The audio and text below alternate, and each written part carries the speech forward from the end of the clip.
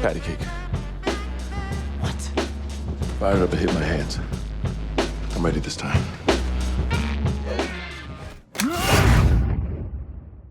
Hey everybody, it's Charlie. So everybody's still wondering about what's going on with Iron Fist and Luke Cage now that Netflix and Marvel have canceled their TV series. There have been separate conspiracy theories about Netflix doing a Heroes for Hire TV show, and then a separate one about Disney doing one on their streaming service, like they had something to do with the deal falling through for future seasons so that they could swipe the characters and just put them on their streaming service. The problem is that there are a couple of things that are preventing Netflix from doing a Heroes for Hire TV show and from Disney separately doing it on their streaming service. So I'll explain what's going on, but there's a new round of that Spider-Man PS4 game giveaway. All you have to do to enter that is be a subscriber and leave a Marvel-related comment on the video. It's important to remember that Marvel and Netflix have both separately openly talked about how the characters will continue even though their shows will not. So Netflix does have plans for those two characters, but because of some new evidence, I don't think that those future plans have anything to do with doing a separate spin-off Heroes for Hire TV show. First bit of evidence, sharply rising costs, above the line costs like actors' fees and just the cost of actually making the shows, and rapidly declining interest in the series over time. Netflix has a big problem with the way it structures its contracts. So early on, when they bought the rights to do these Marvel TV shows, it was for 4 of the characters in the Defenders team up. They bought a block of about 60 episodes. Some of the shows like Daredevil, Luke Cage, Jessica Jones got nominated for awards, but by the time they got to their big Defenders team-up, which was supposed to be their big Avengers-level event that we've been building towards since they started Daredevil Season 1, interest had started to flatline in all the series. The reason why they canceled plans for Defenders Season 2, like why you haven't heard about that, is because interest in that was so low, so it didn't justify another season. But individually, some of the TV shows, which were a little bit cheaper than Defenders, did actually still have a pretty high interest level. Netflix bought another block of about 70 plus episodes. That's where you got your Daredevil Season 2, your Luke Cage Season 2, Iron Fist Season 2, Jessica Jones Season 2, your Punisher spin-off series. So at the time, Netflix still felt like interest level was high enough to justify them buying this giant block of episodes, and they get a discount from Marvel on their licensing fees when they buy in bulk like that. The other bad thing about their contracts and all this is that because they don't lock the actors down for like a 5-year contract like a typical network does, the actors get paid way more money with each new season, meaning that it costs Netflix way more money to produce the episodes before they ever start rolling the cameras. So in order to justify paying those rising costs with each new season, the show just has to be a big hit with their viewers. And because it's digital, they can measure everything about the way people watch, how long they watch, which parts of episodes they skip through, which episodes they re-watch the most. It's just a much more accurate way of measuring interest level in shows. So because Netflix doesn't officially report numbers, typically what outside agencies do to measure their sort of Nielsen ratings of it all is use online conversation, like online interest level as a way of determining how many people at any given time are talking about a particular show. So Business Week and another research agency did a graphs of interest level in all the Marvel Netflix shows over the past couple of years, starting with season 1, going through all the current seasons. And you can see right here, Daredevil, for instance, is probably one of their most popular ones.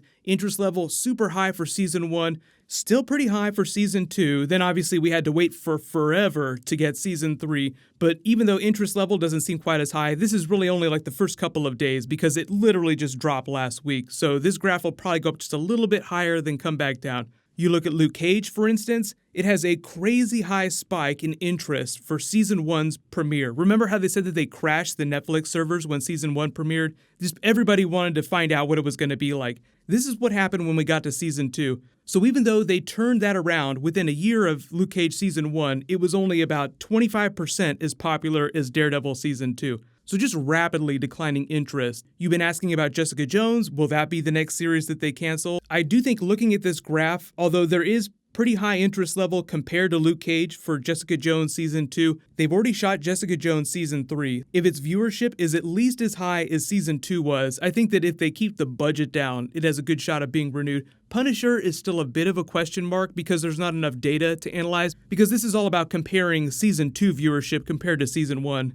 So if broader interest in those two characters is so low, it doesn't really make sense for Netflix to pay a ton of extra money to renew both the actors' contracts and pay for this big team-up show which would probably be twice as expensive as either one of the individual shows. Remember when Danny Rand came to visit Luke Cage? That episode was probably way more expensive. If they were to do a team-up show, they would have to do it just like when Iron Fist guest starred during Luke Cage Season 2. So already that's twice as expensive. So unless that was going to be the most popular show that Netflix had ever done, it just wouldn't justify them paying the extra money for it. But because they have the rights to the characters, they can keep using Luke Cage and Iron Fist all they want. They can make deals with both of those actors to cameo on the other Netflix series like Daredevil Season 4, which I do think is a pretty good shot for renewal. For all of you asking about the conspiracy theories about Disney trying to hoard them for their streaming service, like why don't they just do Luke Cage Season 3 on the Disney streaming service, keep in mind the idea of how much it costs to produce in general interest level,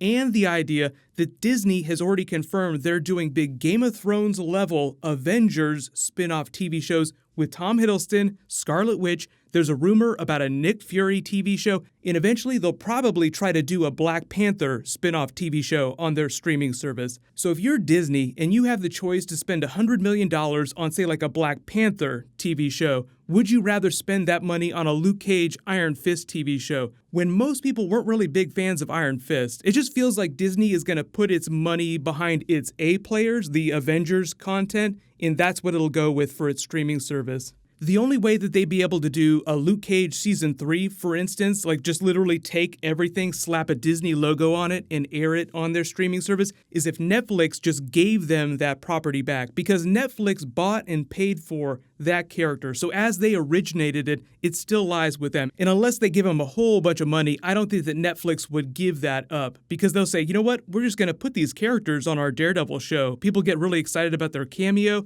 But hopefully that explains why Netflix is probably not going to do a Heroes for Hire spin-off TV show, and why Disney probably won't just steal all those characters for its streaming service. That doesn't mean that Disney can't do that. It just means that a lot of money has to change hands before they did something like that. And like I said, if they've already got all these Avengers characters that are getting TV shows, a big Star Wars Game of Thrones level TV show, then it doesn't make a lot of sense for them to pay a bunch of extra money for these C-list characters, unless they were also going to get Daredevil and all the other big characters too. And it seems like for now, Daredevil and Punisher are staying put on Netflix. I'm sorry, Earth is closed today.